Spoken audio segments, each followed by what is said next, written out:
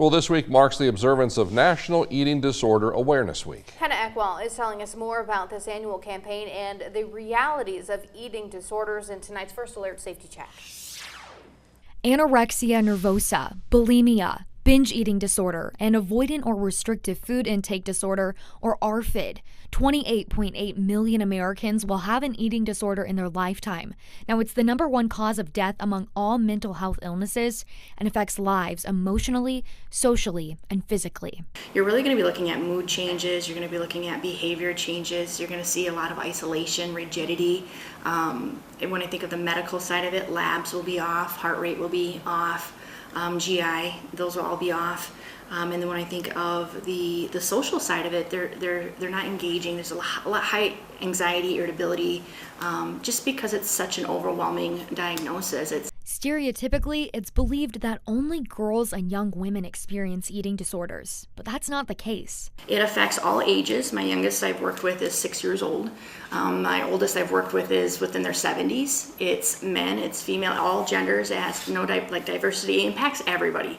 And while an eating disorder doesn't have a specific look, times like National Eating Disorder Awareness Week bring us an opportunity to educate ourselves on the topic. And as a society, I think if we can recognize that we don't need to comment on other people's bodies, on other people's foods, on other people's, experiences, pictures,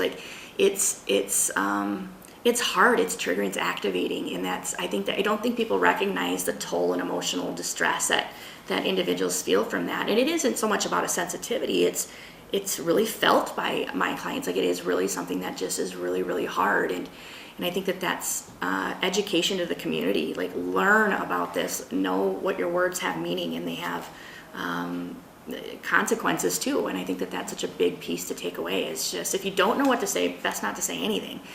There are multiple resources available to help treat an eating disorder, but Faith recommends also identifying somebody in your life as a safe person. This individual can help you manage the struggles an eating disorder may present. Because a malnourished mind doesn't know how to do all these critical steps. So if you can identify one person that you can feel like you can talk to get the next steps, allowing that other person to kind of do some of the footwork because their mind's fed and they can kind of multitask and do all those critical thinking. If you or a loved one believe you have an eating disorder, seek help. For a list of available resources, you can head on over to dakotanewsnow.com and click Safety Check. In Sioux Falls, Hannah Eckwall, Dakota News Now.